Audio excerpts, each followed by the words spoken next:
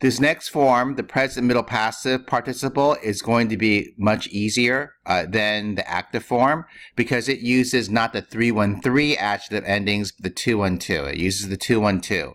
And so, and its tense formative is not a new tau. It's not this, but it's going to be mena for the masculine and neuter forms, and is going to mene for the feminine forms. And so the endings are going to look like agathos, agathe, agathon. And so those are fairly easy. So we'll be going through this quickly. We're going to use luo again as a paradigmatic verb. And so for 2-1-2 adjectives, all you need to know is the nominative singular form, and then you can get the stem from that, and then you can fill out the paradigm. So the way I would form the present middle, not the active, but the middle passive participle, is you take the stem lu, you take the stem lu, take the connecting vowel omicron, you add the middle passive tense formative for the participle, and that's for the masculine form, it's mena, and then you add the endings or menas. So if you remember your 2-1-2 adjectives, it's agathos, okay, agathu, agatho, iota subscript, agathon. So these are the case endings. And then the non-plurals is oi, on, ois, or us. So here's your stem right there, lu, ah, men, and because it's masculine, you're using the omicron or o sounding vowels. So it's luomenos, lu, ah, men, nu, because remember we're using the second declension masculine endings like agathos or anthropos. Dative is lu, ah, men, no. The accusative is lu, ah, men, non. The nominative plural is lu, ah, men, noi. The genitive plural is lu, ah, men, non. The dative plural is lu, ah, men, nois. And the accusative plural is lu, ah, men, nous.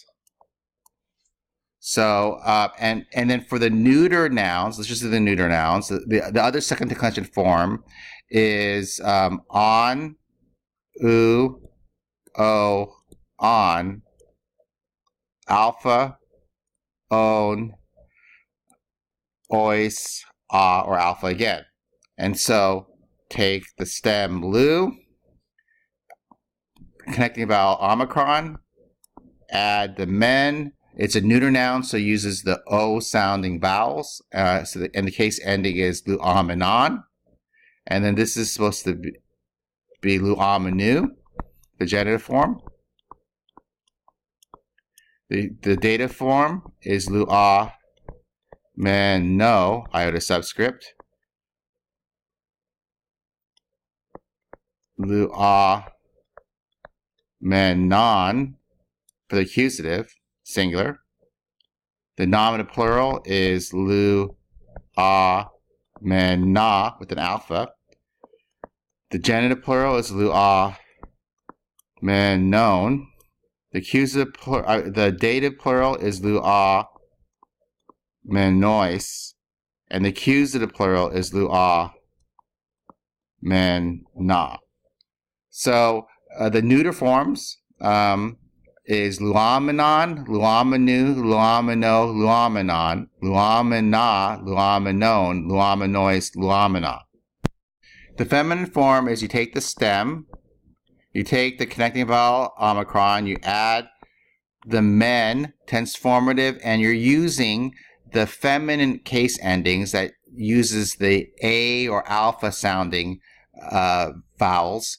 And so if you just remember, again, how agathos, agathe, agathon works, the feminine, first declension feminine endings are a, ace, aio subscript, ain, I, own, ice, os. And so now all we have to do is add the stem and all the tense plus the tense formatives. And so luamenes is the genitive singular form. Luamene, the first one is the nominative singular. Genitive singular, luamenes. The dative singular is luamene. The accusative singular is luamenane. The nominative plural feminine forms is luamenai. The genitive plural is luamenon. The accusative, the dative plural is luamenais. And the accusative plural for the feminine form is luamenas. And those are the forms. So this should be much easier because I think your memory recall will be stronger with the 2-1-2 adjective, like agathos, agathe, agathon. The case endings look exactly the same as this adjective. And so you have luamenas, luamene, luamenon. Those are the forms for the nominative singular. You can see the stem here. And all you had to do is use the masculine, feminine, and neuter case endings all the way down the line, and you have the form. In this next slide, we have a example of how to translate the participles time relative to the main part of the verb. And so this is, we're going to translate for chapter 27, the present participle form adverbially at first. And the important thing about the present participle is that if you want to show continuous action for something that is happening at the same time as the action of the main verb, the present participle is the verb that you're going to use. And so what I have in this chart is this is supposed to be suggestive, not prescriptive. These are suggestions. The participle in Greek is notoriously difficult to translate into English. It's not the easiest thing to translate into English. And so we're trying to approximate in English what it says in Greek.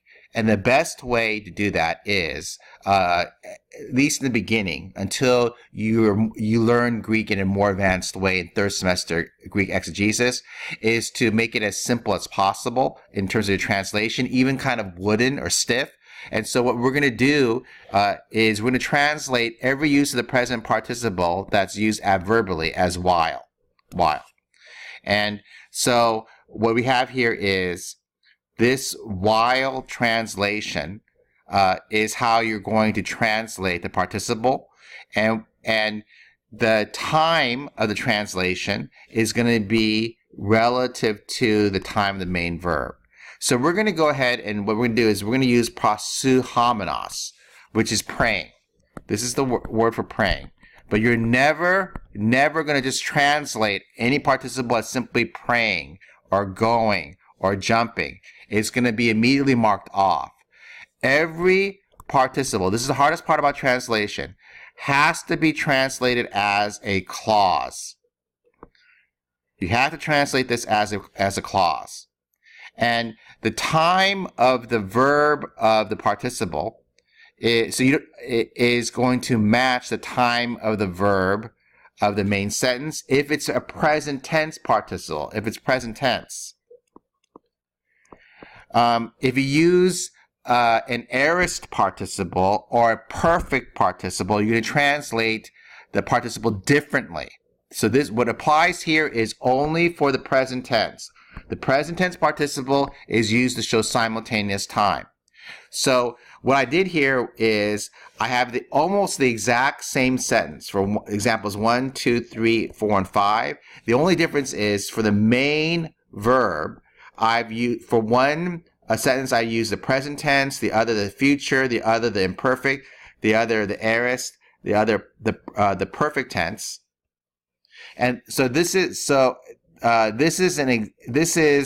the same sentence, and the only difference is the main verb, the time of the main verb is different. The tense of the main verb is different. We're using the exact same participle, prosuhomenos, where you're using the exact same subject, I, and the same direct object, the truth. And so it's just, what form of gnosko do we see? Present, future, or imperfect? Well, and this is, again, these are supposed to be examples.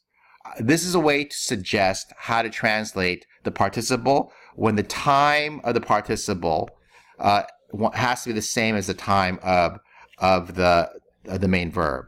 So gnosko tein aletheon prosuhomenos. The way you translate this is gnosko, I know, or I am knowing, tein aletheon, the truth. So I know the truth, and then you have this prosumos, praying.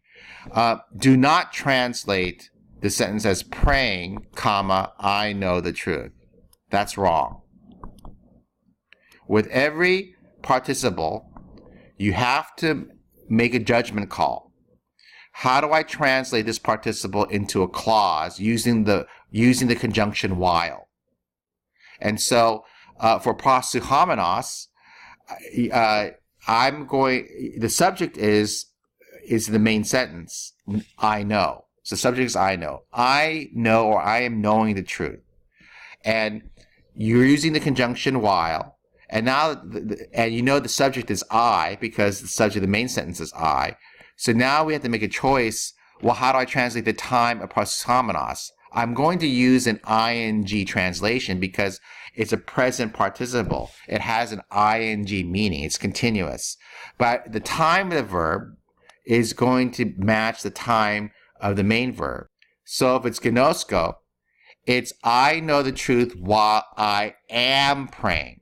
Because gnosko is present time, so praying should be in present time.